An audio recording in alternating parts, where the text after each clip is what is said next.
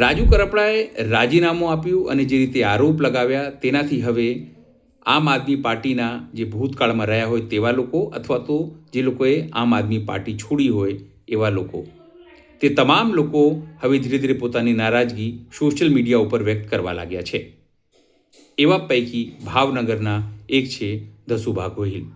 દસુભા ગોહિલે સ્પષ્ટપણે કહ્યું છે કે ભાવનગરના સ્તરે બ્રિજરાજ સોલંકી સહિત કોઈ પણ તેમને મળવા જેલમાં નહોતા આવ્યા, કોઈ સપોર્ટ પણ નહોતો કર્યો.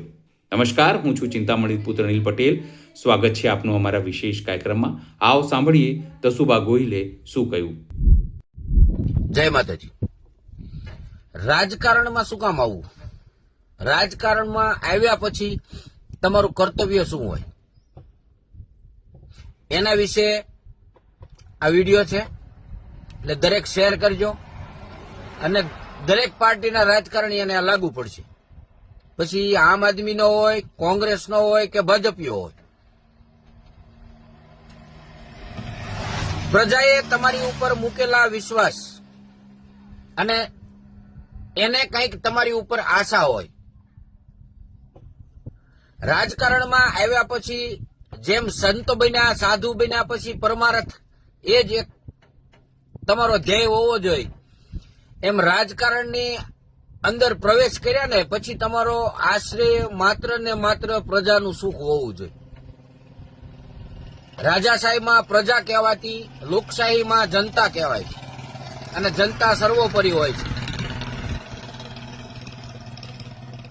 એટલે આજ તમને મત આપી દીધા પછી તમે એને ભૂલી જાઓ અને તમારા ઘર ભરવા માંડો ખોદલનાઓ, તો ઈ રાજકારણ નથી, રાજનીતિ એને ન કહેવાય.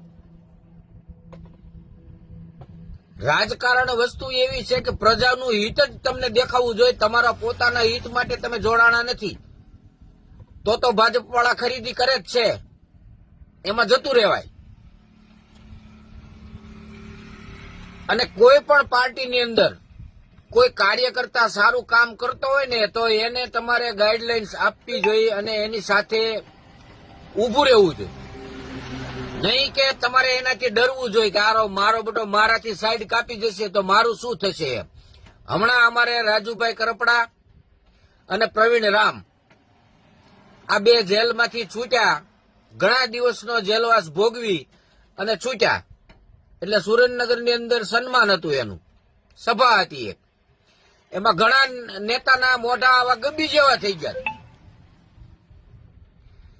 એલા એના થકી તો તમે ઉજળા છો અને એ કદાચ મોટો થઈ જાય તો તમારો ધ્યેય જ પ્રજાનું કલ્યાણ છે, જનતાનું કલ્યાણ છે. તમારે તમારું પોતાનું કલ્યાણ માટે તમે થોડા જોડાણા છો હે? તો તમે ફેમસ હતા જ તે. એટલે જે કાંઈ રાજકીય પ્રવૃત્તિ કરો ને એ પ્રજાને લક્ષ્યમાં રાખીને કરો, પોતાના સ્વાર્થને, નિજી સ્વાર્થને લક્ષ્યમાં રાખીને નહીં કરો. અને આપણે છે ને રાજકારણમાં કોઈ પણ પાર્ટીની અંદર હોય, ગમે એનો વાંક હોય ને તો ખુલ્લું કહી દેવાનું. જો આમ આદમી પાર્ટીની અંદર ગોપાલભાઈ ઇટાલિયા સારો ચહેરો, પણ એને પ્રદેશ મંત્રી જેલમાં છે એની જાણ નથી હોતી. તો એનો મતલબ શું થયો કે તમે તમારું જ ધ્યાન રાખો છો, બીજાનું ધ્યાન નથી રાખતા. પ્રદેશ મંત્રી જેવો જો હોદ્દેદાર જેલમાં હોય અને તમારી જાણબાર હોય, 17 દિવસે તમને ખબર પડતી હોય કે પ્રદેશ મંત્રી પણ કડદાકાંડની અંદર જેલમાં છે, તો એને રાજકારણ કહેવાય, રાજનીતિ ન કહેવાય. અને તમે પ્રજા માટે આવ્યા છો એવું સાબિત ન થાય. એટલે હું રાજકારણ મારે મેં કીધું ને તમને 1 નંબર 2 ને 3, હું માત્ર ને માત્ર પ્રજાના 18 વર્ણના હિત માટે જોડાણો છું. મારે આમાં નિજી અંગત સ્વાર્થ નથી. અને મારે જો રૂપિયા છાપવા હોત ને તો મારી પાસે એવા ઘણા ધંધા છે, 5-25 નું રોકાણ કરીને હું જલસા કરી શકું એવી મારી પાસે તેવડ છે. પ્રજાને સુખ અને પ્રજાના પ્રશ્નો હલ થાય અને એની જે ખરેખર જરૂરિયાતો છે ને એ પૂરી થાય એના માટે આપણે જોડાણા હોય. અને એને એક બાજુ મૂકી તમે તમારા રોટલા શેકો અને વાહવાહી કરાવો તો એ કઈ લાંબુ હાલે નહીં.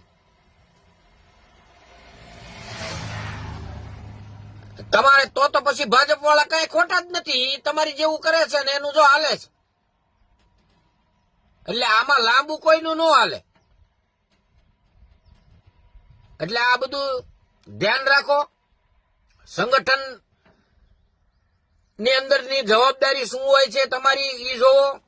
સંગઠન મંત્રી છે એને તે તમને કોઈ માત્ર ને માત્ર ભાષણ સિવાય કઈ ખબર જ નથી બીજી. બોલો ક્યાં કઈ રીતે હું હાલે છે. અને મેં તમને કીધું એમ આમ આદમી પાર્ટીની અંદર ભલે તમને બધાને ગમે તે લાગતું હોય, હું વિરોધ નથી, હું એનો ચાહક જ છું આમ આદમી પાર્ટીનો.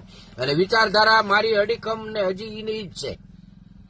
એ વિચારધારામાં કઈ પણ ફેર પડવાનો નથી. કારણ કે હું વિચારધારા સાથે જોડાયેલો છું, કોઈ વ્યક્તિ સાથે નહીં. આમ આદમી પાર્ટીની અંદર મોરબીની જે ઘટના બની એ મોરબી તાલુકા પ્રમુખ કયો કે જિલ્લા પ્રમુખ કયો જે કયો એ પાટીદાર સમાજમાંથી એનું સાંભળવામાં આવ્યું. ઓલો ક્ષત્રિયનો દીકરો 2500 નું સંગઠન લઈને જોડાણો અને મીટિંગોને ગમગમાવતો હતો એ ન દેખાણું. એનું કોઈનું સાંભળવાનું નહીં. તો તમારે જો પાટીદાર સમાજને જ તે અને રૂપિયાવાળાને જ ભેગા કરવા હોય તો પછી અમારે કઈ એવી વ્યક્તિગત કોઈની સાથે દુશ્મની ઓરવાની અમારે એવી કઈ જરૂર નથી. અમે જે કાંઈ કરીએ છીએ પ્રજાના સુખ માટે અને હિત માટે કરીએ છીએ. તમે તમારા નિજી સ્વાર્થ માટે જો જાતિવાદ કરતા હો તો તમારામાં અને ભાજપમાં કાંઈ ફેર નથી. તો અમારી પાસે એના ઓપ્શન છે અને ચૂંટણી આવશે એટલે એ હું બતાવી દઈશ કે હું બોલું એટલે કેટલો ફરક પડે. તમને કદાચ એવું હોય કે દસુભાથી કાંઈ ખીલોય હળી ન તૂટે તો એ તમે રામ રામ કહેજો.